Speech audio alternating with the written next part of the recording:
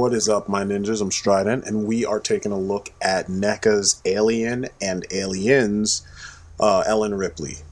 And these are some awesome action figures. NECA has been knocking it out of the park, and they've been doing this for a while now. You've heard me ranting and raving about how good they've been doing. That T2 figure is probably one of my favorite figures in my collection, and Ellen Ripley is not too far behind because she is one of the most badass females in cinema. And she has been that way since the 70s, you know what I mean? And it's pretty dope that we finally have quality action figures of her. Kenner did some back in the day, but these take the cake. I'm gonna go over the good, the bad, the ugly, the great, what you probably should be expecting from NECA at this point. So sit back, relax, and enjoy, and let's get on with the show. So the sculpt and paint are top notch. You already know this. It's NECA. Likeness is on point.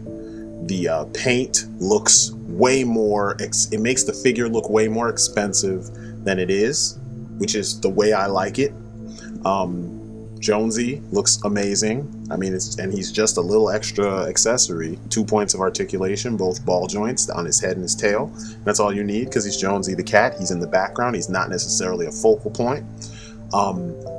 The figures' weapons look really cool, and they hold them well with one issue, which I'm about to go into with my issues and nitpicks. For some odd reason, there's a big difference between the two when it comes to this.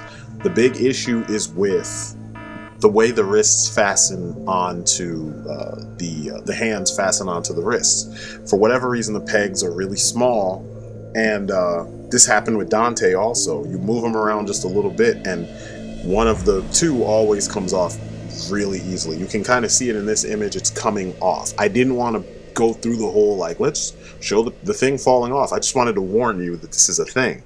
So when you do the two-handed poses, which, in my opinion, anytime a figure comes with a pistol, or, I mean, not a pistol, assault rifle of some sort, they need to be able to hold it with both hands. And that's the way I test most of the figures that do come with assault rifles. Now, if they can't hold their weapon, then that's shitty, because a lot of Marvel Legends have this problem. You got double jointed elbows, but you have no range of motion in the shoulder joint. Not enough to get their hands close together. A lot of Star Wars Black figures have this issue too. Ripley does not have this issue. And now the Aliens Ripley holds her weapon much better, and her wrists don't pop off easily. You got to apply some force. And if you buy the power loader, it comes with extra hands. They're two tightly gripping hands that you can switch out, and I'm assuming they will peg on very tightly and you won't have those issues. So just be aware of that. Alien Ripley should just stand there. Aliens Ripley can get into some action. But that face, I mean, that's young Sigourney Weaver. There's just no way around it. And the giant mullet is awesome. I shouldn't even call it a mullet. The flock of seagulls' hair is just, it's beautiful. Shit just looks right. It looks like Sigourney Weaver. Her Nostromo patch and the whole jumpsuit or flight suit, it all just looks the part. It's just detail out the wazoo, and this is what they do, the best. And the detail is kind of simple. It's mostly textural and, like, wrinkles and zippers and seam lines, because it is a flight suit. This was before seam lines became the thing with superheroes. This is like 30 years before that shit. The paint job on everything, especially the layers, it's just so well done. It feels like there is a whole shirt, two other shirts underneath the flight suit, her proportions. She's got long, lanky proportions. She's not like freaking sex pot, playboy playmate body type like so many superhero chicks are. She's got real proportions. This is what Sigourney Weaver looked like from head to toe, and this is pretty good. The kicks, they look the part. A nice clean wash, which you don't usually see. Usually the washes that people do in a lot of the mainstream action figures, they're really shitty. It's just like they splotched paint wash all over the place. This looks like the figures' sneakers have been worn, and they got dirty because she wears them and she works. That's the way it's supposed to be. It's not supposed to look like somebody just doused the figure with ink. There's a light kind of gray dry brush over the slate gray jumpsuit or flight suit. The patch, it's a nice little, what do they call that, tampograph. The back, I like the details in the back with all the zippers and the little like artificial spine kind of sewn into it. It's pretty nice. It just shows that they paid attention to all the details from the design documents for the film. And that's what I love about NECA. I mean, there's a reason why they only do, well, they mostly do, you know, film at figures of, you know, film characters and such. The watch is pretty nice. I mean, it's all black, so a lot of detail is lost, but you know, it's shiny, so it's easy for you to see once you shine it in the right light. Another Nostromo patch, very nice, and it's exact with the colors and everything. You know, it's just so on point, you can't complain. So NECA haters need to shut up. Aliens Ripley. This is my favorite because when we were kids, my little brother he loved the Kenner Aliens figures. And I loved them too. I didn't own any of them. I bought them for him, or we got a bunch of them, you know, from our parents. But we made them kind of like our Contra team, you know, because that's kind of what they were set up for in those Aliens comics, you know, in the Kenner series. But Ripley here, this is what she looked like in Aliens, and complete with sweat patches and everything. And it's awesome. You can see the lower half of her costume is still flight pants of some sort. She has the cool, like, futuristic sneakers and stuff. She's got her bandolier with ammunition on it. She just looks ready to kick ass. Like, now she knows what she's up against and she's not playing. And I love that. Once again, the proportions, same proportions. They did a very good job replicating her proportions across two figures with very big differences, you know, costume-wise. You know, here's just a t-shirt, ammo pouches. Like, one looks like she just works. The other one looks like she's ready for war. You know what I'm saying? This one looks like she's ready for war.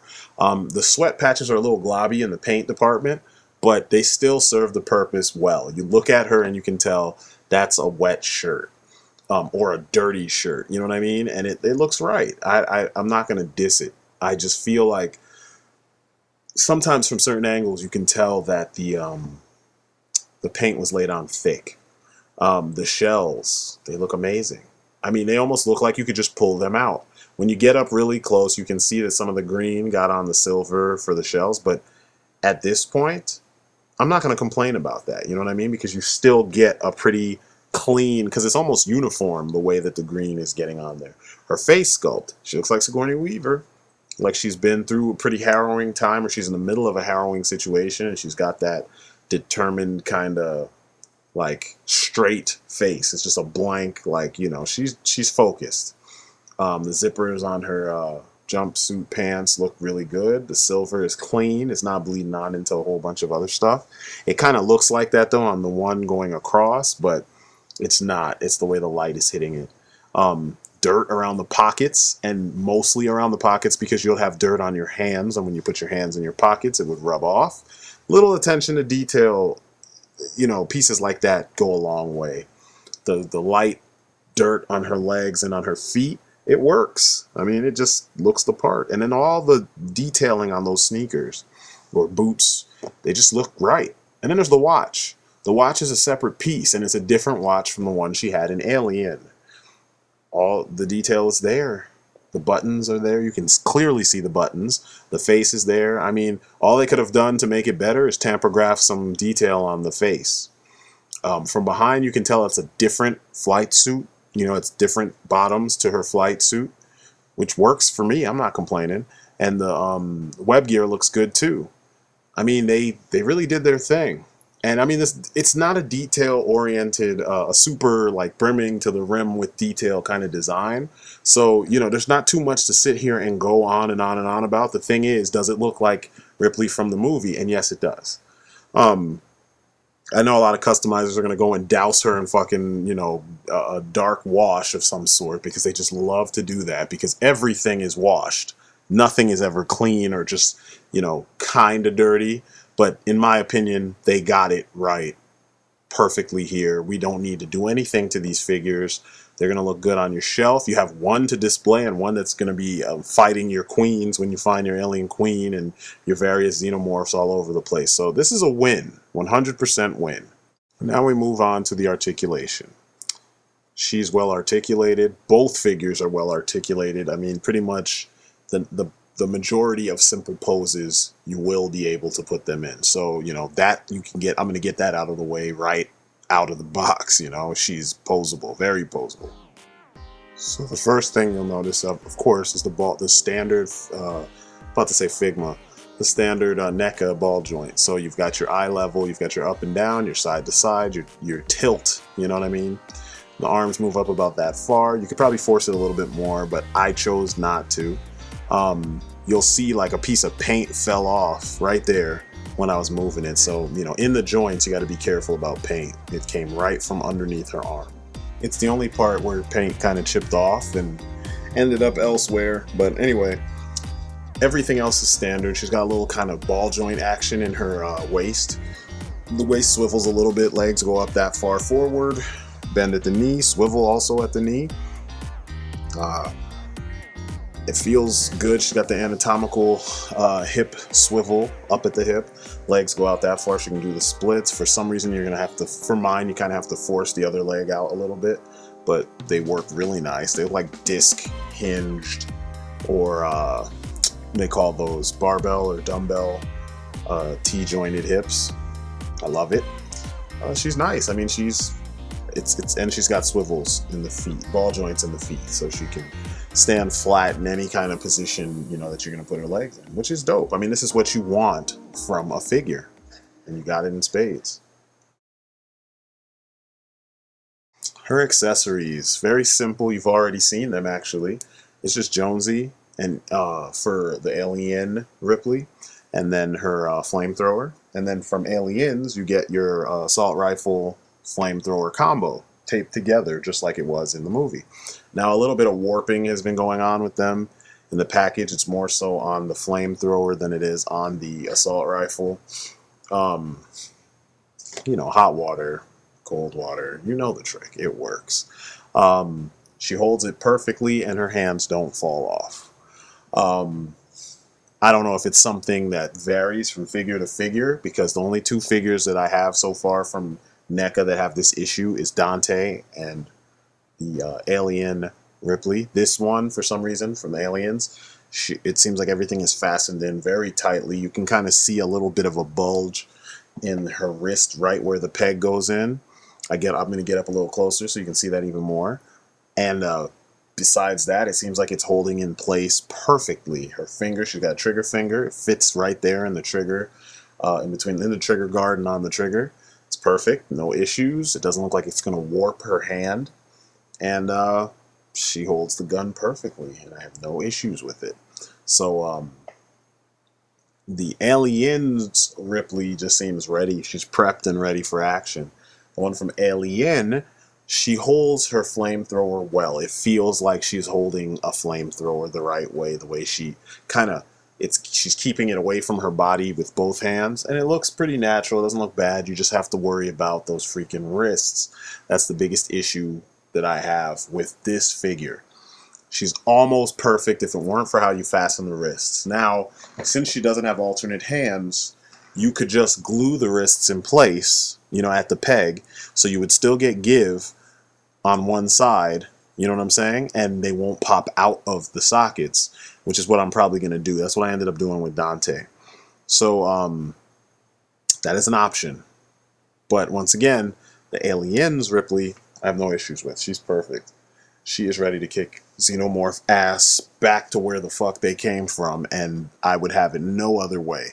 So, you know, I think that the Aliens version is a little bit better in that regard. Now we come to the bottom line. Very simple, very awesome offering from NECA. Both figures are dope because they represent, you know, the evolution of a very awesome character. I know there was a long wait because Sigourney Weaver has some kind of issue with guns, so she doesn't, you know, sign off on the license of her likeness very easily, especially if it's in Alien, because of the fact that there's guns and stuff involved. It's kind of weird. I've heard so many variations of the story, so I don't know if it's true, but it seems like she does have some kind of issue with certain kind of violence and her face being tied to that. But this character is so iconic, it's kind of like, you got to give us something. You know what I'm saying? Like, give us something. So it's dope that we finally have her in action figure form. Figure looks great. I mean, she looks like Ripley. They could have probably made her eyes a little squintier. That's probably the only thing they could have done to make her look more on point, but I love it. I have no issues with it. If you see these two, get them. It's a win-win. My Ripley is now going to move on to fighting other kinds of aliens and such, because I have a whole bunch of craziness in my collection. And I think she will probably excel at doing so. So anyway, this has been my review of the NECA Ellen Ripley figure from Alien and Aliens. It's his A+ effort from NECA. You should definitely pick this figure up. She goes for about 20 bucks. Retail, 25 at your comic book store. Pick her up. It's my story and I'm sticking to it. And you guys have been great. I will see you on the next video. Peace outside.